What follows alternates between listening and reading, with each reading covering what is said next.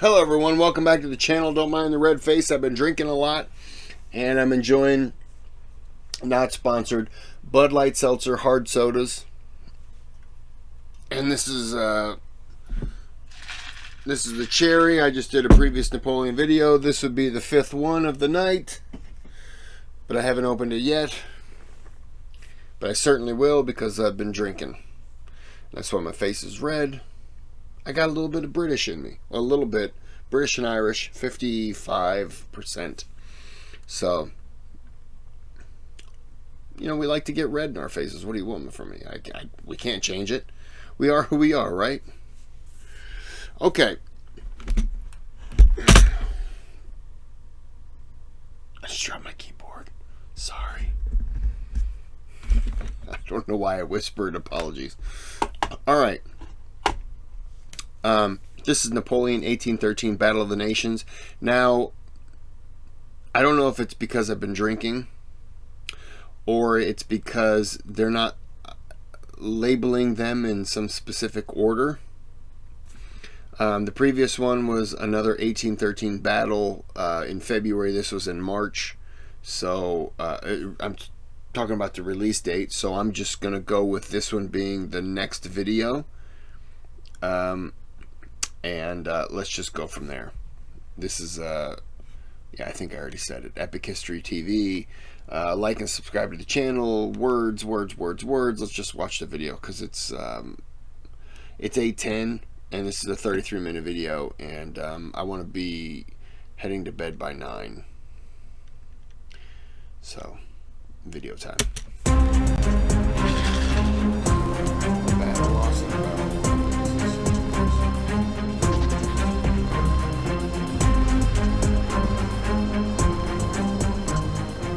October 1813. Napoleon Bonaparte faced his greatest crisis since becoming Emperor of the French 9 years before.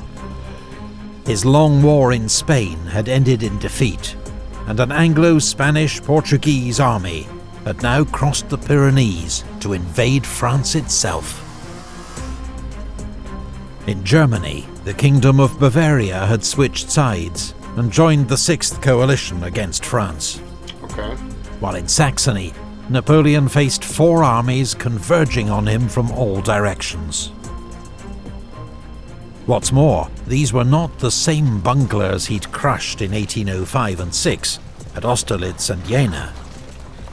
Prussia, Austria and Russia had all learned from their mistakes. They were now better organized, trained and led, and more wary of Napoleon. The largest coalition force was the Army of Bohemia, commanded by Austrian Field Marshal the Prince of Schwarzenberg. His was a huge mixed Austrian-Russian-Prussian army of 194,000 men and 790 guns. Wow.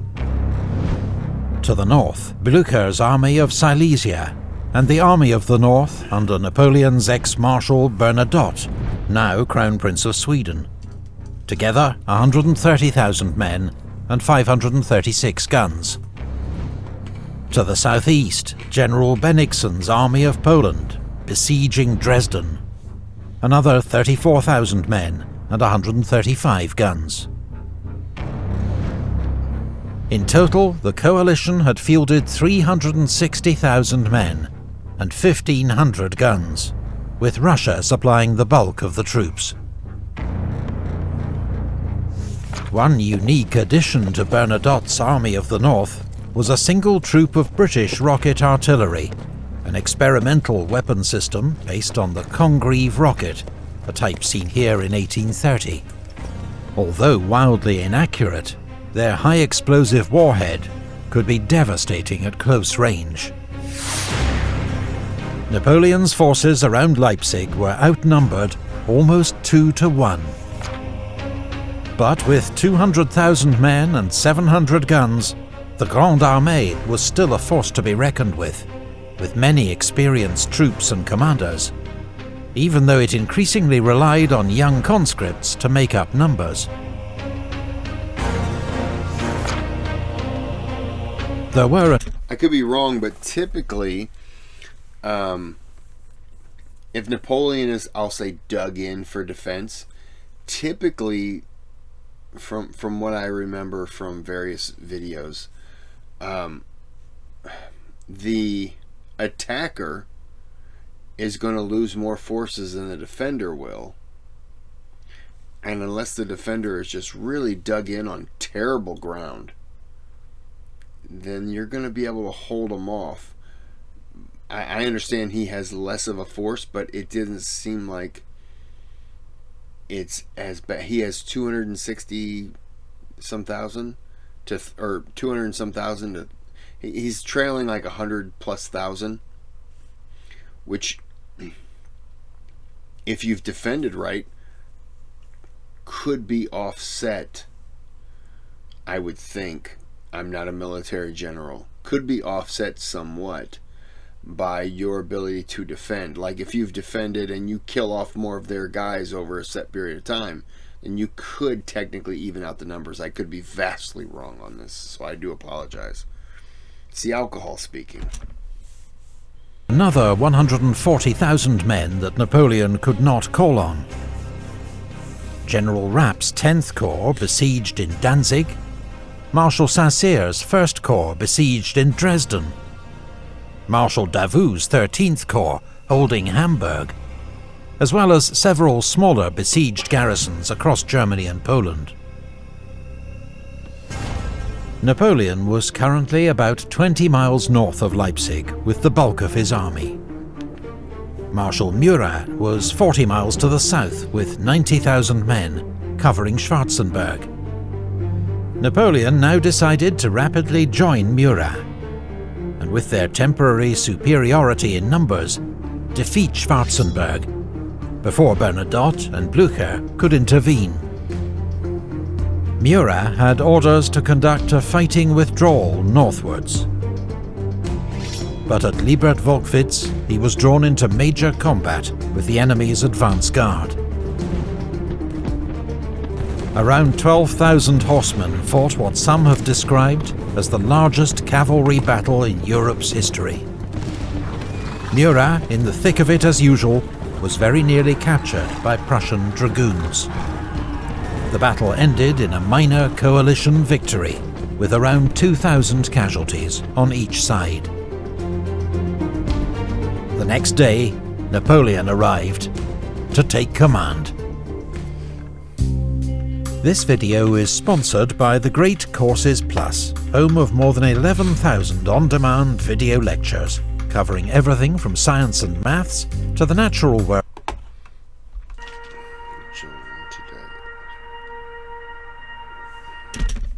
Children, today is France's last day. Tonight we must have one or all be dead. Okay, so he's kind of addressing the children of France. Okay.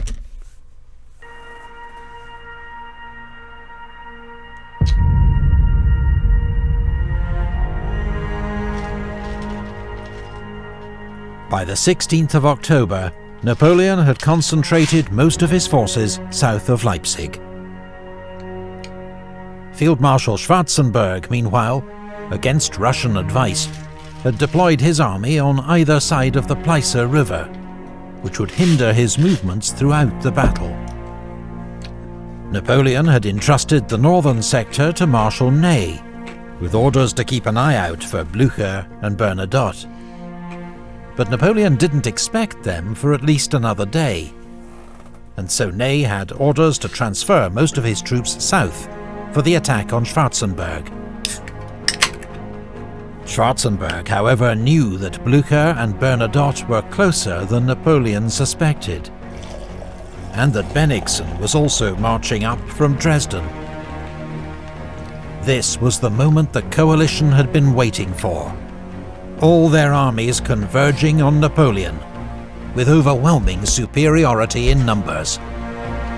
I thought they didn't want to fight him head on. I thought they wanted to... I guess they're kind of stuck. This is the battle they've chosen, but I thought they wanted to fight him by beating his second in commands and not necessarily fighting him. But do they... Do they feel like this is the battle? It must be. However, the coalition's headquarters were nothing like Napoleon's, where one man's will decided all. Schwarzenberg had to attempt to coordinate the actions of... You've got to get 3-4 other people all on board all at the same time, and Napoleon, all he has to do is say, you go right, you go left. And you've got to get the Allies, they have to get, hey, tell this guy to get this group to go this way. Yeah. Okay. 3 large armies from 3 separate states. And although he was commander-in-chief, his plans still needed to be approved by Emperor Alexander, the supreme commander, whilst he also managed relations with the King of Prussia and the Emperor of Austria, all of whom were present at his headquarters. The plan finally agreed was for General Wittgenstein's corps group to lead an attack in 4 main columns, with 2 Austrian flanking attacks west of the Pleiße. At 8 AM, a bombardment began along the line, as Russian, Austrian and Prussian infantry regiments advanced across cold, muddy fields. Wachau soon fell to Russian infantry, but French artillery fire made it impossible for them to advance further. Victor's 2nd Corps then counterattacked, retaking the village at bayonet point. Wachau would change hands twice more that morning.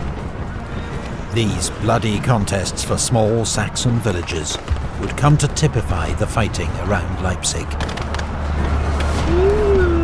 At Markkleeberg, Kleist's Prussian 2nd Corps drove out the Polish defenders after bitter fighting, while on the left bank of the Pleiße, Merveldt's Austrian 2nd Corps struggled across broken ground to attack well-defended villages. Their assault on Konnewitz stalled, but with heavy losses, the Austrians got a toehold in Dörlitz. On the right flank, around 10 AM, Klenau's 4th Corps occupied the high ground of the Kolmberg and fought its way into Liebertwolkwitz. Napoleon, observing from Gallows Hill, ordered up Augereau's 9th Corps and the Young Guard in support. MacDonald's 11th Corps was now also arriving in position on his left. This is why I would be a terrible general, because I wouldn't think about holding this group here in reserve and holding this group. I would think about like spreading everyone out on a line and just protecting that line. I wouldn't think about any of this, hold them back here and then fill in for replacements. And that's why I'm not a military general. And if I'm ever put in charge of a military, then that country, yeah, the Pope could take that country over. That's how terrible that country would do in war. That's not a good thing. His troops retook the Kolmberg and counterattacked Liebertwolkwitz, driving out the Austrians and pursuing them over the fields beyond. The advance was only halted when Russian Cossacks were sighted on their open left flank, a warning that Bennigsen's army was not far off. The coalition offensive was going nowhere, with most of its modest gains lost to French counterattacks. But there was one sector where the coalition had more success that morning. General Goulay's Austrian 3rd Corps, with orders to threaten Napoleon's line of retreat, advanced over marshy ground towards Lindenau. Ney had to divert Bertrand's 4th Corps to reinforce the village and ensure the road to France was kept open. Napoleon was waiting for Ney's reinforcements before launching his attack on Schwarzenberg. But now, 4th Corps was tied down at Lindenau, and there was more bad news from Ney. Blücher's army of Silesia was approaching from the northwest. Marmont's 6th Corps had to turn about to keep the Prussians at bay. Heavy fighting broke out around Möckern, the village itself held by elite French Marines, while Dąbrowski's Polish division clung on to Wiedrich under attack from an entire Russian corps. They're kind of closing in on him. This was a nasty surprise for Napoleon, who'd thought Blücher was still a day's march away. But the old Prussian general, hearing cannon fire to the south, had urged his men on and into the attack. Blücher intended to draw as many French troops onto himself as possible to assist Schwarzenberg's army of Bohemia. His actions and the bloody fight for Möckern may just have saved the coalition from defeat. Really? This game, you're not ready for it. Okay. Then I don't want to play it.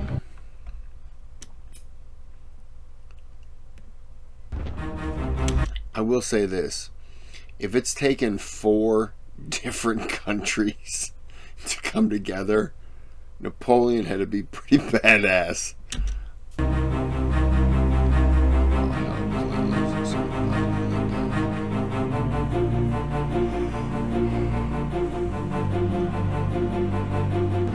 Napoleon was outnumbered across the whole battlefield. But in the south he still had a numerical advantage, not as large as he'd hoped, nor likely to last long.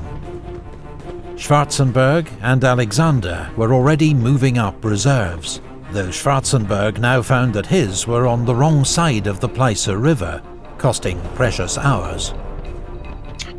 It was now or never for Napoleon. At 2 p.m, he ordered the attack to begin. A grand battery of 180 guns blasted the enemy lines. Then Victor's 2nd Corps, Lauriston's 5th Corps, and the Young Guard began their advance.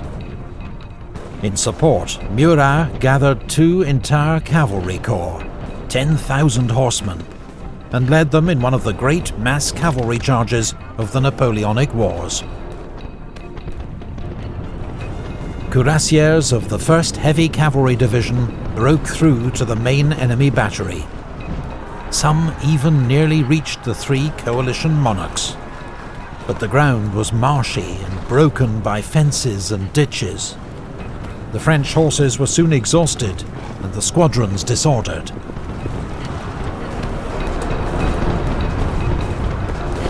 Austrian cuirassiers and Russian Guard cavalry were coming up from the south. When these fresh Allied cavalry reserves charged the French, a great melee ensued. But the French were eventually driven back to their start line. Maison's division of the 5th Corps was involved in a desperate struggle for Geldengosse. The fighting swept back and forth through the village, the streets filling with dead and wounded from both sides. But as Russian and Prussian Guard regiments arrived to reinforce the village, the French were forced to fall back. Around 4 p.m, the Austrian Reserve Corps finally arrived and renewed the assault on Markkleeberg, one of the morning's objectives, which was finally secured. By 5 p.m, it was clear that Napoleon didn't have enough reserves to force a decisive outcome in the south. To the north, Möckern was being stubbornly held by French Marines with lethal close-range artillery support. But despite terrible losses, York's Prussian Corps continued to attack. Marshal Marmont himself was wounded twice, but remained in command. Finally, a brilliant charge by Prussian hussars triggered a French rout. Möckern fell as Marmont's corps streamed back towards Leipzig. As dusk fell around 6 p.m, fighting died out across the battlefield. The first day of the battle. I have to ask, and I'm sure Panda, you would know, was there an unwritten rule that once, and I mean this happened in American wars too, but was there like kind of like an agreement that, okay, when the sun sets, we no longer fight? You know what I mean? Like, how was this agreement put into place? And I'm asking for a friend. Had cost the French an estimated 25,000 casualties. Wow. The coalition at least 30,000. Napoleon had come close, but failed to land a decisive blow. The chance for victory was slipping from his grasp. I would say, though, he held his ground against a bigger force is impressive.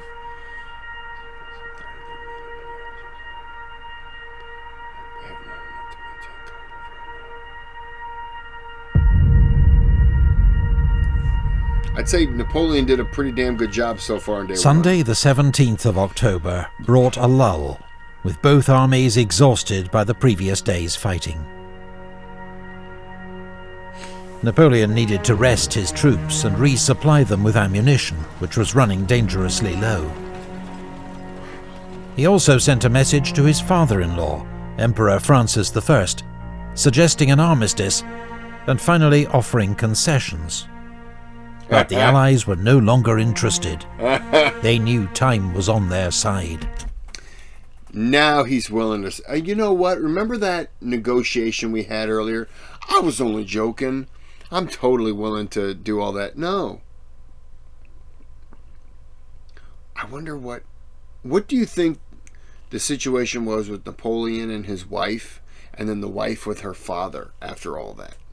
Because I don't know. It couldn't have been good. But like, I don't...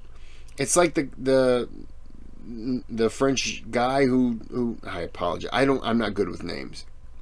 The former French guy who took control of Sweden and said he would do everything in Sweden's interest. Like, he's not a backstabber. That's a guy who's doing right by the country that he's in charge of. And it doesn't matter if it's your father-in-law and he's the king of Austria. He has to do what's best for that country. And I'll say this in a dickish way, the writing was on the wall for Napoleon at that point. Let me say that again. The writing was on the wall for Napoleon at that point. I don't know if I said his name right. So, yeah.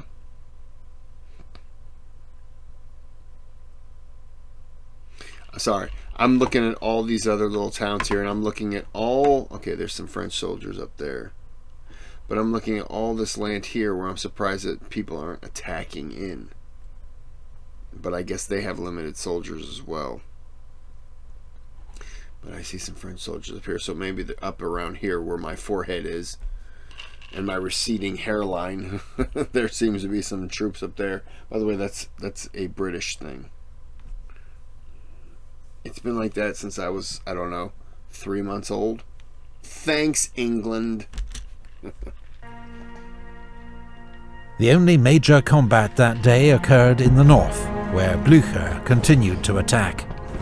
Russian infantry stormed Eutrich and Gorlice. Russian hussars charged and routed part of Arrighi's 3rd Cavalry Corps. That day, Napoleon received 14,000 reinforcements when Reynier's French Saxon 7th Corps arrived from the northeast. He needed them. But the same day, the coalition received more than 100,000 reinforcements as their armies continued to converge on Leipzig. Colloredo's Austrian 1st Corps, Bennigsen's Army of Poland, Wow. and Bernadotte's Army of the North, though the latter was widely criticized for his leisurely march to the battlefield. Leisurely. The next day, Napoleon would face odds of nearly 2 to 1. It was time for the Emperor to begin planning his retreat.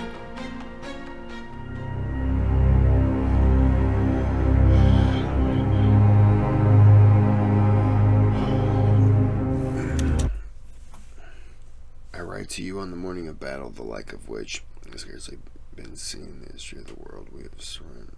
We have surrounded the French Emperor. This battle will decide the fate of Europe. Huh. Sorry, sometimes I have to pause because I've been drinking too much and I can't read it properly in a limited amount of time. I shouldn't drink as much. My apologies. Just damn good soda.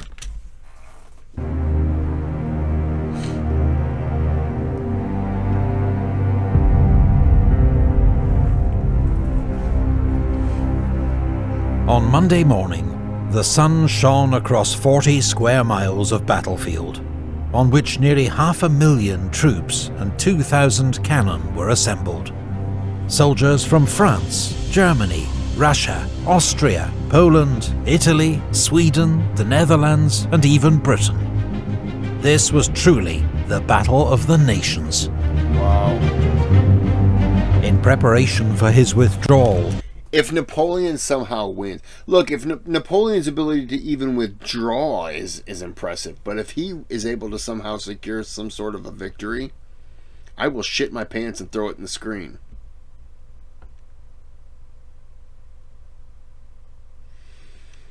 I might regret that comment.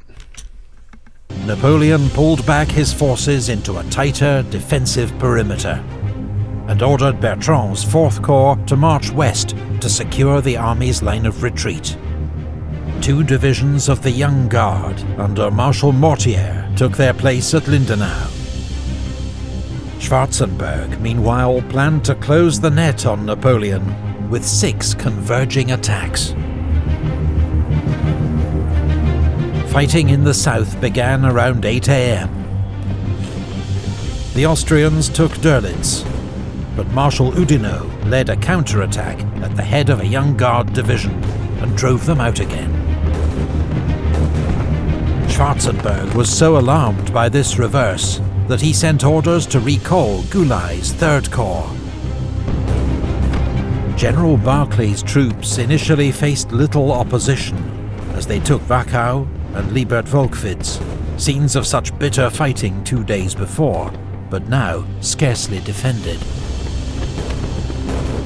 Barclay then paused, waiting for Bennigsen to get into position on his right, before continuing his attack. Bennigsen's troops had more ground to cover, but towards noon, they'd driven back MacDonald's infantry and taken their objectives. They would now wait for Bernadotte's army to link up on their right, but the Army of the North was again making slow progress, for which many again blamed its commander, who seemed exceedingly cautious about facing his old master in battle.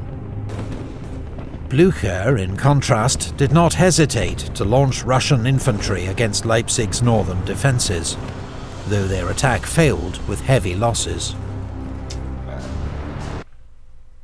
Hi, my name is Alina, and I would like to give you a few reasons why you should consider dating a young Slavic lady. You can choose a potential spouse from Ukraine, Russia, Belarus. Okay. I want to get back to the video though.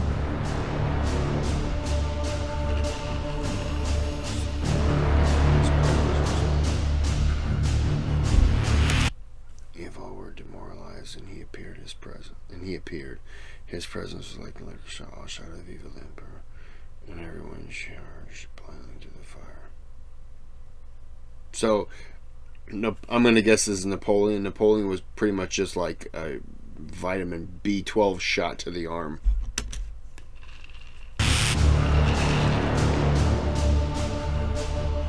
By 2 PM, Napoleon was hard-pressed on all fronts, but holding his own. His attention was now focused on Probstheide, key to his southern front, under attack from Kleist's Prussian 2nd Corps. French troops had turned the village into a fortress and inflicted terrible losses on the advancing Prussians. Probstheide was soon engulfed in smoke and fire as fighting raged on all sides. Some Prussian regiments lost half their men attacking the village, while 3 French generals were killed as they organized its defense. Napoleon even sent in Friant's division of the Guard to reinforce the position.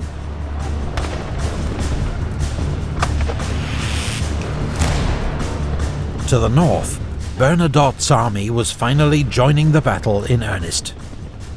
Marmont had assembled 137 guns around Schönefeld, which poured fire into the Russian ranks. In response, Bernadotte massed 200 guns of his own. The fields were soon strewn with the dead and wounded, as the sheer weight of fire made it impossible for either side to advance. Around 3 p.m, von Bülow's Prussian Corps, supported by Austrian Jaegers and its small British rocket detachment, attacked Paunsdorf. Grenier's 7th Corps could not withstand the onslaught. An hour later, around 3,000 Saxon soldiers rushed over to the enemy and surrendered. Wow. The Saxons were deeply disillusioned with their French allies. Their main wish now was for a quick end to a war that had ravaged their homeland for many months. The hole in the line created by the Saxons' defection was soon plugged by Guard cavalry. But the coalition juggernaut could not be stopped. Towards dusk, under relentless Russian pressure, Marmont abandoned the burning ruins of Schönefeld, while the Prussians took Sellerhausen.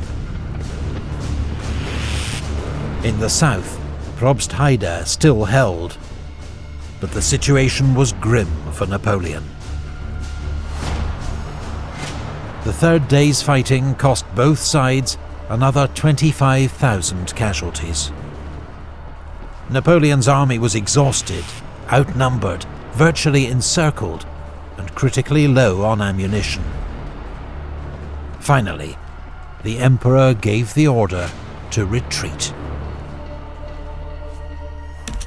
How many times in Napoleon's life during battles did he issue retreats? Because they make it sound like he reluctantly did it. And I haven't exactly done all these videos back to back to back to back to back.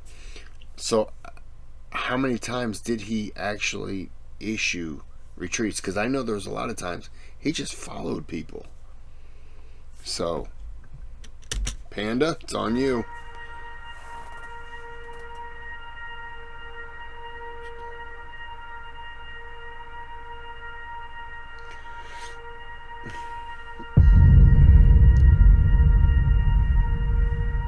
This was a long battle, wasn't it? Overnight, under cover of darkness and early morning fog, the French army withdrew behind Leipzig's walls. Under order of fog? That's what Washington did. Washington retreated over the river in fog. I'm sorry, I've been drinking. You can't expect my memory to be firing on all cylinders. But yeah, Washington did the same thing. He had to retreat over fog. Look, I know that some people might be against it, but sometimes retreating, living to fight another day, enables you to get more troops, get rest, get food, and will enable you to fight better maybe the next time. Because right now, I think Napoleon did a decent job against overwhelming forces. That's my opinion right now. And at 4 a.m. began its retreat west, crossing the single bridge over the Elster River that led back to France. There'd been time and materials to build extra bridges, but in what would prove a serious oversight, no one had given the necessary orders. Furthermore, there was no clear plan for Leipzig's defence, which was left to a jumble of under-strength units, mostly Poles and Germans. Napoleon left Leipzig around 10 a.m.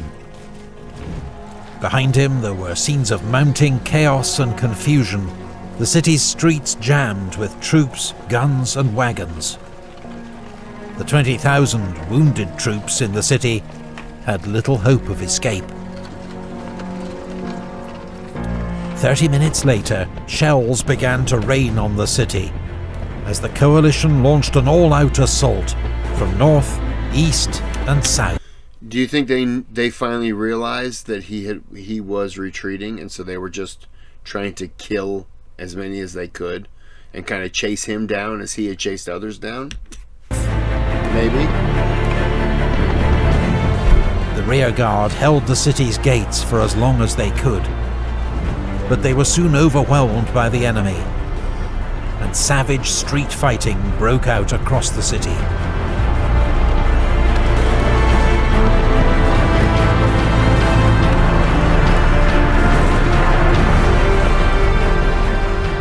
A barge packed with gunpowder had been moored beneath the Elster Bridge, so that it could be quickly destroyed after the rearguard crossed.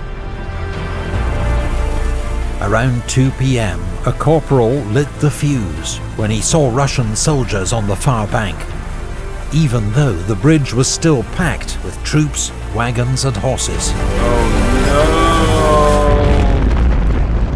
Oh no! The bridge was destroyed in a gigantic explosion that trapped 30,000 men and 30 generals on the wrong side of the river. Oh no! Panic broke out among those who suddenly found themselves cut off.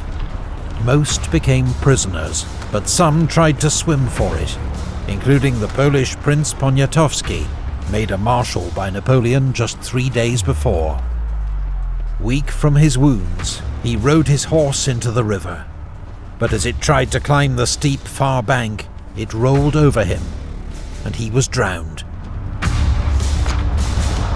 Marshal MacDonald had also been cut off by the blast, and resolved to escape or die trying. He found a place where engineers had cut down 2 trees as a makeshift bridge, and made his attempt. And there I was, 1 foot on either trunk and the abyss below me. A high wind was blowing. I was wearing a large cloak, and fearing that someone would grab at it, I got rid of it. I was already 3/4 of the way across when some men decided to follow me. Their unsteady feet caused the trunks to shake, and I fell into the water. Fortunately, I could touch the bottom, but the bank was steep, the soil loose and slippery. Some of the enemy's skirmishers came up. They fired at me point blank and missed me, and some of our men who happened to be nearby drove them off and helped me out. I was wet from head to foot, breathless and sweating heavily from my efforts. Marshal Marmont, who had got across early in the day, gave me a horse. I wanted dry clothes more, but they were not to be had. The loss of the bridge turned what was already a heavy defeat for Napoleon into a disastrous one. Later that day, the 3 Allied monarchs met in the centre of Leipzig to celebrate their great victory. Yeah. It had come at enormous cost. Yeah. Exact numbers are impossible to establish, but in 4 days' fighting, the coalition armies suffered at least 52,000 casualties. Napoleon, who could less afford such losses, came off worse. 47,000 killed and wounded, 35,000 taken prisoner, 325 guns lost. Okay, so yeah, considering they had double the numbers, 52 to 47,000. I mean, if it was if it was the same numbers, then I thought Napoleon kind of held out, but that blow in the bridge, 35,000 prisoners, 325 guns. I think that kind of escalates it. Yeah, but I mean, even if it's 1-for-1, Napoleon loses, and now that it's double, they can throw their forces at Napoleon and wear him down, wear his people down, kill him out more. Kill him out more? That's terrible wording, Kris. What are you talking about? Yeah. More men were killed and wounded at Leipzig than in any European battle before the First World War. Wow. Sir George Jackson, the British ambassador to Austria, rode over the battlefield with Metternich, the Austrian foreign minister, 2 days later. "A more revolting and sickening spectacle I never beheld," he wrote. "Scarcely could we move forward a step without passing over the dead body of some poor fellow, gashed with wounds and clotted with blood, another perhaps without an arm or a leg, here and there a headless trunk, or a head only, which caused our horses to stumble or start aside. It made one's blood run cold to glance upon the upturned faces of the dead. We got over this field of glory as quickly as we could." War is hell. That's the point.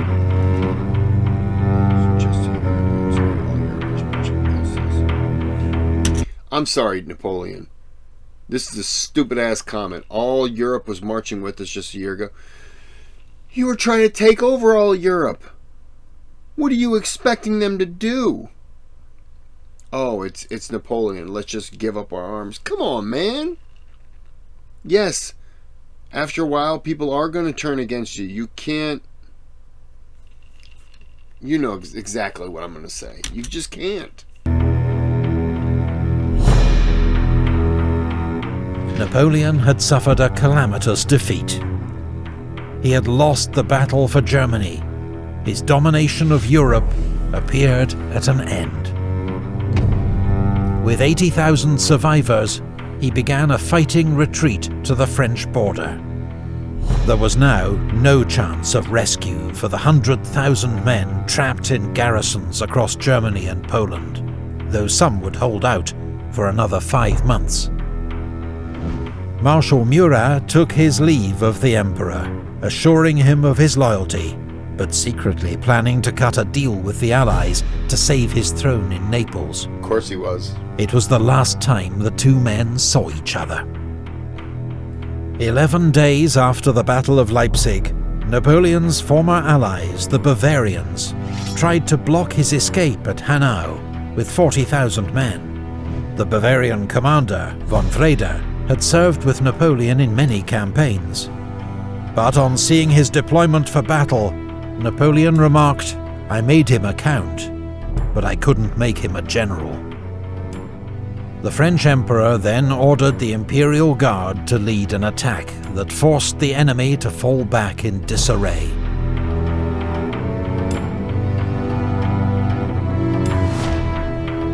The French army reached the safety of Mainz 3 days later. Napoleon himself pushed on to Paris to contain the political damage from his defeat. Behind him, his empire was being dismantled. On the 4th of November, the coalition announced the dissolution of the Confederation of the Rhine, several of its former members now joining the war against France.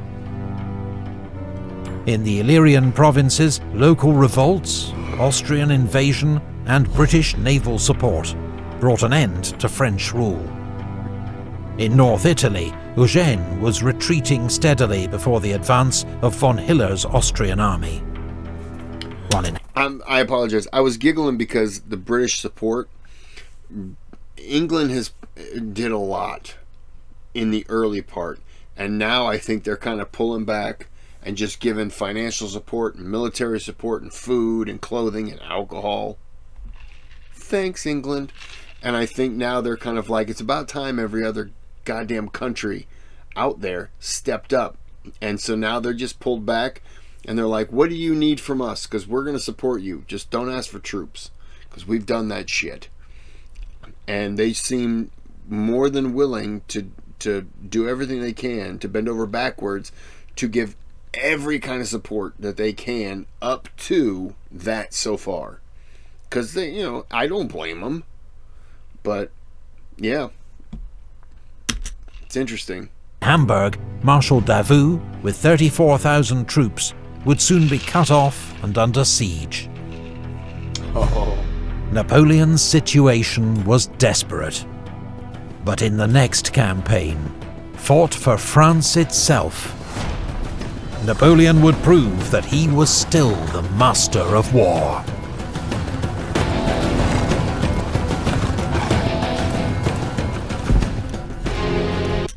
I forgot there a lot of British military people were in Spain. I forgot about that. So they were probably keeping everything in Spain, and then they figured if the Allies started moving west and kind of sweeping west-south, then they might move northwest and kind of encircle Paris and kind of crush them that way.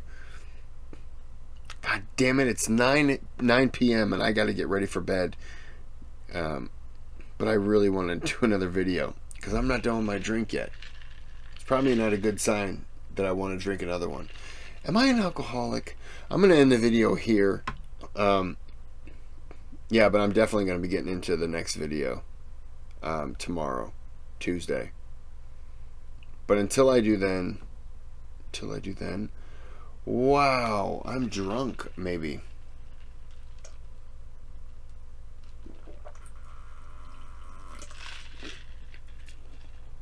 Now I might be.